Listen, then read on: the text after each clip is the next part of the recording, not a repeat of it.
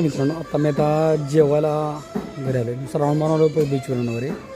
संध्याकाळचे 9 वाजले आहेत.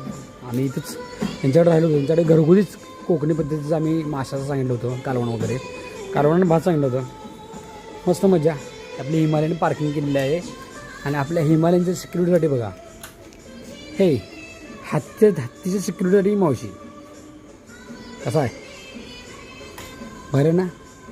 हत्ती सिक्युरिटी मावशी आहे.